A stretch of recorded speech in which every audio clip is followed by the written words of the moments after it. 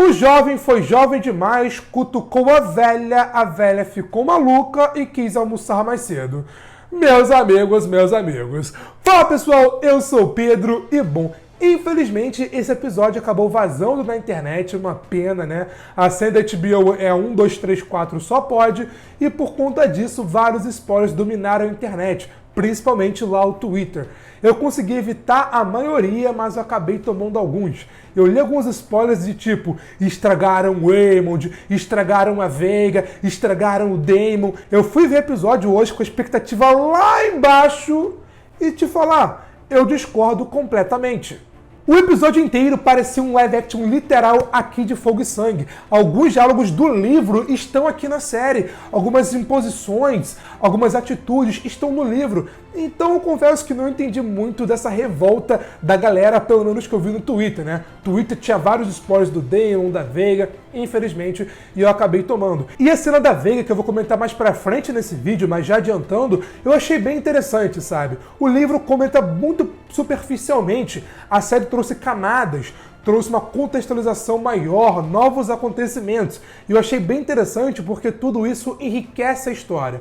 Mas vamos com calma porque até chegar lá, muita coisa aconteceu. A abertura desse episódio é igual a abertura do episódio 9, então vamos adiante. Esse episódio 10 começa literalmente após o episódio 9. Dá pra saber isso porque a roupa que o Daemon e Rhaenyra estão usando é a mesma roupa que eles usaram lá no episódio 8. Ou seja, eles acabaram de chegar em Dragonstone de navio e chegou a Rhaenys com a bomba de que eles tomaram um golpe e de que Aegon é rei. Aí o Daemon faz a pergunta que a gente ficou fazendo durante toda a semana passada. Por que Rhaenys permitiu o golpe e não matou Alicent, Otto, Aegon? E ela responde, porque essa não é a guerra dela, não ainda. E não faz sentido ela começá-la. E se ela fizesse isso, ela estaria falando em nome da sua casa, em nome da casa Velaryon, e não no nome da Rhaenyra. Mas já eu vou falar mais sobre ela. A notícia da morte do seu pai e do golpe dos Verdes fez a Rhaenyra ter um surto e acabar entrando em trabalho de parto, um trabalho de parto prematuro. Ela estava tão estressada e irritada que recusou ajuda, xingou e, segundo relatos do livro, tudo isso meio que amaldiçoou a criança e fez com que ela nascesse morta. Uma cena bem pesada e Emma Darcy mandou bem demais. Desde o momento que a Rhaenys anuncia o golpe e a morte do Viserys, o Daemon praticamente perde a cabeça, fica maluco, focado em vingança, em se vingar dos Hightower, deixando a Rhaenyra de lado enquanto ela estava em trabalho de parto. O Daemon não é mocinho, não é herói, não é vítima, e eu entendo por que ele está revoltado e focado em vingança. Antes, no passado, lá no primeiro episódio, o Daemon teoricamente seria o primeiro na linha de sucessão ao Trono de Ferro após a morte do Viserys, mas o Otto conspirou e fez o Viserys colocar a Rhaenyra como herdeira. Beleza, demorou, mas ele aceitou, e agora o Otto aparece dando um novo golpe e colocando Aegon, o seu neto, como rei e sentado no Trono de Ferro. Pô, tá de sacanagem, né? O Daemon sim estava fora de si, não deu atenção para Rhaenyra, mas ele claramente sentiu a morte do bebê, sentiu a perda da sua filha, assim como a Rhaenyra. Não era para isso acontecer. Isso foi causado por conta dos Verdes, e se eles tinham um ódio muito grande pelo lado verde e pela Alicent, agora que eles perderam um filho, no caso uma filha, por conta disso, esse ódio com certeza aumentou. Mas a Rhaenyra, mesmo assim, está agindo na razão e não na emoção como o Daemon. A série, claro, fez algumas adaptações, mas de curiosidade, aquele bebê que a Rhaenyra perdeu, que nasceu morto e tal, era uma menina, e a Rhaenyra deu o nome de Visenya. Visenya Targaryen, que no passado foi uma das esposas de Aegon, o Conquistador, a primeira montaria de Veiga que mais pra frente matou seu filho, enfim. Durante o funeral, Sir Eric, aquele mesmo guarda que no episódio anterior ajudou a Rhaenys a fugir, entregou para Rhaenyra, a rainha legítima, a coroa do Viserys, coroa que anteriormente também tinha sido do rei Jaehaerys, e ela foi, no meio do funeral, coroada a rainha dos 7 reinos de Westeros. Cerimônia simples, mas ainda assim muito importante. E detalhe que em nenhum momento a Rhaenys se ajoelhou para Rhaenyra. Mesmo a Rhaenyra não querendo começar uma guerra, ela claramente não vai deixar tudo aquilo ficar como está atualmente, sabe? Ela, claro, quer o trono, quer tirar o seu irmão Aegon do poder. É o mínimo. Só que diferente da proposta do Daemon e dos outros membros do Conselho Preto, que é o nome dado àquela reunião ali que a gente está vendo nessa cena, ela quer fazer tudo não destruindo, não acabando com a cidade sem pensar direito, e sim fazer algo bem feito, bem planejado, bem pensado e com a certeza de que tem apoio para um possível e talvez contra-ataque. Só que tudo isso é interrompido porque Sir Otto Hightower entrega uma mensagem para Rhaenyra enviada diretamente do Rei Aegon. Eu gostei dessa cena porque a todo momento a Rhaenyra queria evitar guerra e de um outro lado a Alicent, que está comandando em nome do Aegon como a gente viu anteriormente, também está tentando evitar que a guerra comece. Porque se fosse pelo Daemon, como eu disse, pegaria os dragões, iria lá, queimaria tudo e tal, acabaria com tudo. Se fosse pelo Otto, ele iria lá, iria mandar matar o Daemon, a Rhaenyra, seus filhos, não ia conseguir, mas ia tentar, ia piorar a situação. Mas como agora quem manda é a Rhaenyra e a Alicent, elas, pelo menos por enquanto, estão fazendo de tudo para evitar que essa bomba estoure. E eu entendo a cara de nojo do Daemon e da Rhaenyra nessa cena. O trono é da Rhaenyra por direito legítimo, direito também de nascença, do sangue dela. Aí agora os Hightower dão um golpe e querem fazer um acordo com a Rhaenyra para ela aceitar esse golpe? Ah, para, né?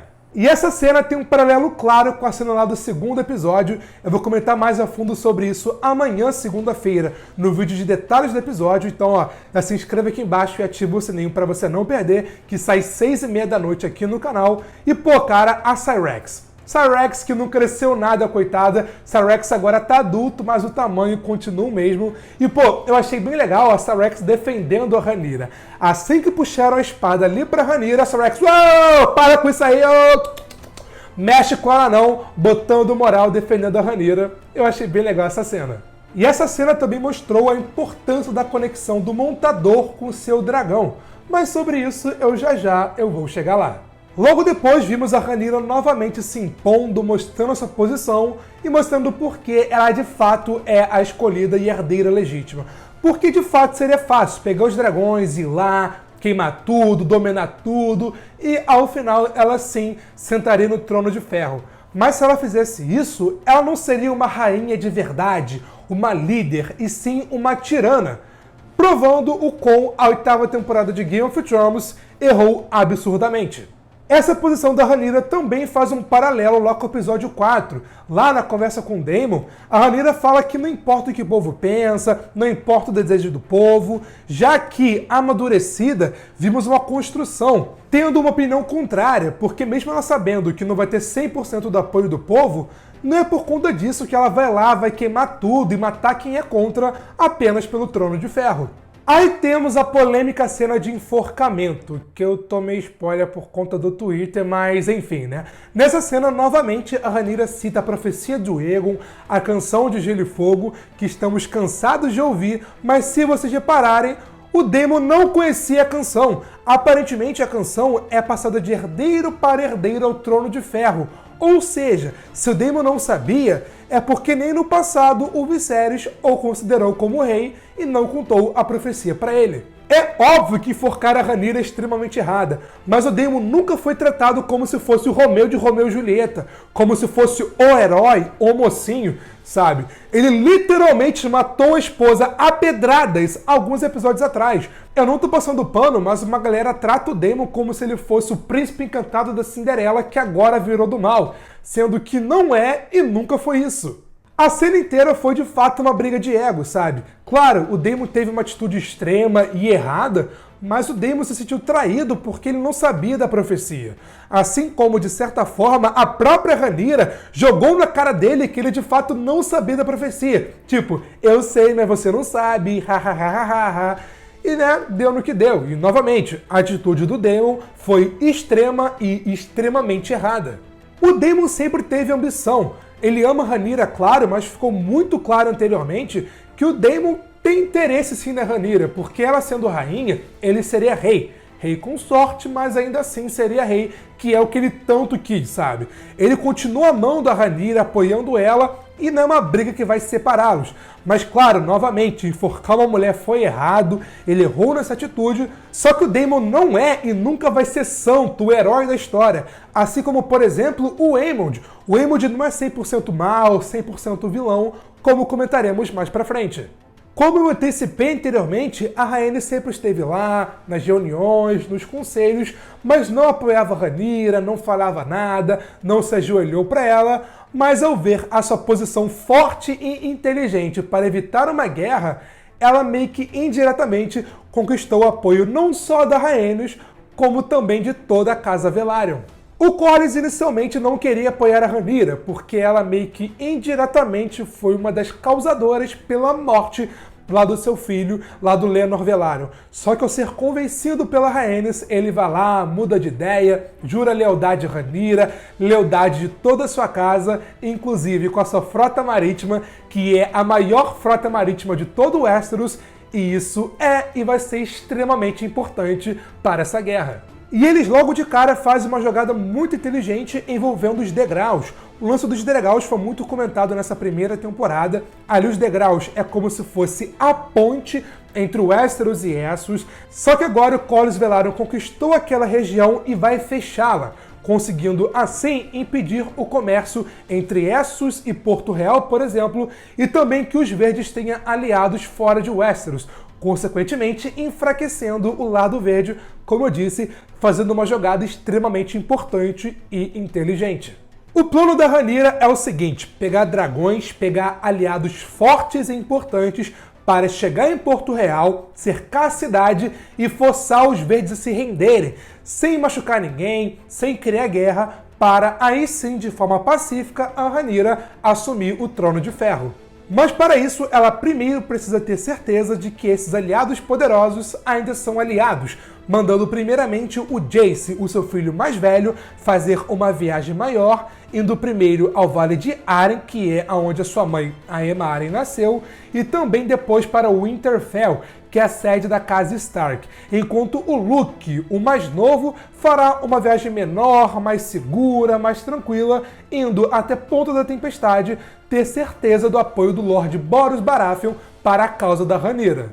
A parte do Jace em Winterfell, no Vale Arryn, é contada antes da morte do Luke. Aqui em Fogo e Sangue, eles adaptaram e deixaram essa parte para a segunda temporada. É uma parte até que bem legal, bem divertida, um pouquinho mais tranquila quando comparado a toda a guerra. E eu tô bem ansioso para ver tudo isso lá na segunda temporada. A Rhaenyra deixa claro, eles estão indo não para lutar, não para começar uma guerra, e sim como mensageiros. E isso é extremamente importante para a jornada de ambos, principalmente para a jornada do Luke. A Rhaenyra mandou o Luke para a Ponta da Tempestade porque lá é mais perto de Dragonstone e, como eu disse, seria uma viagem mais segura, mais rápida, mais tranquila. Mas chegando lá, ele percebeu que a Vhagar também estava lá, logo o Aemond também estava lá. Durante o Conselho Verde, é falado que Lord Borros Baratheon, que atualmente comanda Ponta da Tempestade, tem 4 filhas solteiras. E como o Aemond oficialmente está solteiro, provavelmente Alicent e Otto mandaram ele para lá para conquistar uma de suas filhas, para assim se casarem e conseguir o apoio da Casa Baratheon para o lado verde. Casamento puramente por política, porque o coração do Aemond a gente já sabe de quem pertence. O Aemond tem algo vantajoso a oferecer para o Borros Baratheon, porque ele se casando com uma de suas filhas, seus netos serão Targaryen, logo terão dragões, logo Ponta da Tempestade vai ter dragões, logo a casa e a sede vai ficar ainda mais poderosa. E como o Luke não pode oferecer nada de bom, ele é rejeitado e mandado embora. Desde o 8º episódio, o Aemond ficava provocando o Jace, o Luke, por conta do olho, e acredito eu, para tentar impressionar sua futura esposa e o seu futuro sogro, ele foi lá, tirou o tapa-olho, olho de safira, meu Deus, lindo demais, muito irado, olho de safira, que tem a ver com a abertura. Amanhã no vídeo de detalhes eu comento mais sobre isso. E quis pagar de machão, tentando tirar o olho do Luke, Luke tira um olho dele, ele tira um olho do Luke. Uma troca deveras justa, só que o Borros na hora interrompe e mete o famoso: quer brigar? Briga. Aqui não, lá fora. aqui não, mete pé, vai lá. E foi isso que aconteceu. Luke foi lá pro Arrax, e o Arrax, coitado, ele berrando, implorando, Luke, vamos logo, vamos meter o pé daqui, moleque. E o Luke perdendo tempo procurando a Veiga, e a Veiga apareceu logo depois com o Aemond perseguindo eles, e a cena da Veiga passando por cima do Arrax, meu Deus do céu, é falado que a Veiga é 5 vezes maior do que a Arrax. Essa cena foi de arrepiar, eu confesso que achei sensacional. Só um parêntese, que toda essa sequência Ponto da Tempestade, do voo e tal, do X1 dos dragões, foi muito bem dirigida, de noite, com névoa, com chuva, dava para ver tudo. Parabéns à direção desse episódio. Tipo assim, eu juro que eu não entendi a revolta do povo em relação a essa cena. Eu, novamente, tomei spoiler por conta do Twitter. Pois é, foi difícil, mas esse aqui foi o primeiro spoiler que eu tomei. Mas, tipo assim, eu vendo o episódio e fiquei surpreso, porque, tipo, foi exatamente como está descrito aqui, ó, em Fogo e Sangue, na página 356. Não é falado que o Aemond mandou matar o Luke. Não, é falado que o Aemond perseguiu o Luke. Talvez, é uma suposição, talvez tenha tido uma luta, bolas de fogo surgiram entre as nuvens e que pouco tempo depois, alguns dias depois, se eu não me engano, o corpo do Arrax foi encontrado destroçado, todo cagado, lá em Ponto da Tempestade, que foi exatamente o que aconteceu. Tudo isso foi provocado por 2 motivos. O Arrax é jovem, inexperiente em batalha, se sentiu ameaçado e quis se defender. Por instinto mesmo, não foi comando do Luke, foi por instinto do dragão, de um animal dragão. Já a Veiga, ela é velha, sem paciência, rabugenta, tava na chuva, sabe? Aí, pô, vê um cara menor e literalmente ataca ela com Dracarys na tua cara e ela vai deixar? Não deixou e foi lá e revidou.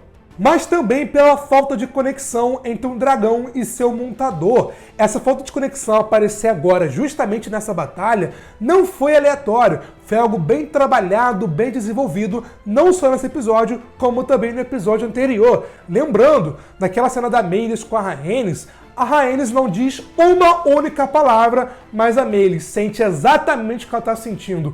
Pensa exatamente o que ela está pensando e solta um rugido passando exatamente a mensagem que ela queria passar. Já nesse 10º episódio, aquela cena do Caraxes com o Daemon, que embora o CGI esteja bem ruim por sinal, ela foi bem interessante para mostrar exatamente isso. O Caraxes só apareceu quando o Daemon mandou, só tá ali para intimidar. O Daemon teve o controle total dele e, por exemplo, a Syrax, mesmo de longe, sentiu a dor da Rhaenyra durante o parto, sentiu o que ela estava sentindo, sofreu junto com ela. Mais pra frente, assim que levantaram espadas pra cima dela, a Syrax deu um berro defendendo ela e tal. E o que aconteceu aqui nessa cena foi porque um dragão não tem sinergia o suficiente, domínio e aproximação o suficiente com seu montador e acabou não obedecendo ele.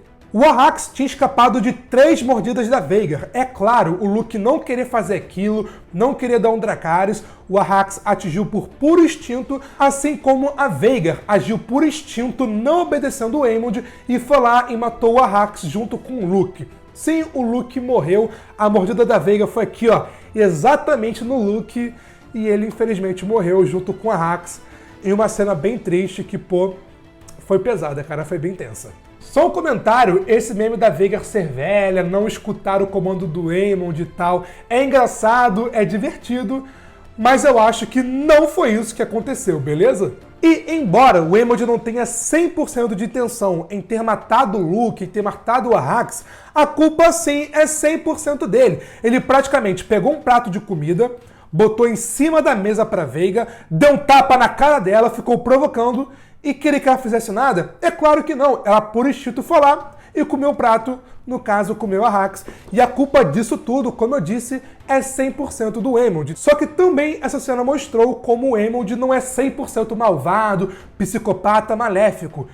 A culpa é dele pela morte, ele provocou, ele causou tudo isso, a culpa é 100% dele, mas ele claramente não queria matar o Luke. O Aemond não queria matar o Luke. Nessa cena ele quis provocar o Luke, jogar na cara dele que seu dragão é maior, meio que assustar ele mesmo, botar medo, sabe? mas é aquela, ele criou todo o ambiente, uma situação pro Hack sentir medo ao ponto de não obedecer o Luke, assim como a Veigar não obedeceu ele e acabou ocasionando em uma fatalidade. E novamente, a culpa é 100% do Aemond. Novamente, fazendo um paralelo com o Daemon, assim como o Daemon não é 100% mocinho, herói, o Aemond não é 100% mal, 100% vilão, sabe? E tudo isso mostra a complexidade dos personagens. E nessa guerra da Dança dos Dragões, não tem um lado certo, não tem um lado errado. Os dois estão certos, mas também estão errados. Durante a reunião no Conselho Preto, a Rhaenyra faz questão de falar que o primeiro sangue da guerra não vai ser derramado por conta dela. Só que agora, ao saber que seu filho morreu por conta do Aemond e seu dragão, seu filho que foi na paz, eles vão sofrer porque agora acabou o amor e acabou a compaixão. E quem vai contar essa notícia para Rhaenyra é o Daemon. Daemon que cometeu anteriormente, forcou, errou com a Rhaenyra. Agora ele pegou na mão dela, contou a notícia e agora as coisas vão sair do controle. Bom, eu confesso que sim, gostei do episódio, cara. Eu achei bom episódio, claro, não foi perfeito, não foi o melhor episódio da série, na minha opinião, ainda é o 8º, lá com a morte do Viserys, mas sim, foi bem interessante, achei a direção desse episódio muito boa, roteiro também não perfeito, mas foi bem escrito, atuações na medida, o CGI, fora a cena do Caraxes, impecável, e ambos os lados tentaram evitar a guerra, mas agora ela está acontecendo. O primeiro dragão dançou, e, infelizmente, ele não será o último. O que você achou desse final de House of the Dragon da primeira temporada? Gostou, esperava mais, se decepcionou? Deixa tudo aqui nos comentários. E também, cara, se você pegou algum detalhe, easter egg, curiosidade, referência nesse episódio, também deixa aqui nos comentários para eu comentar amanhã no vídeo de detalhes do episódio que sai segunda-feira às 6 horas. E para você não poder perder, se inscreve aqui embaixo e ativa o sininho. E claro, se você curtiu esse vídeo, deixa um like e um joinha que me ajuda demais. Mas foi isso e eu te vejo na próxima. Valeu, falou e fui!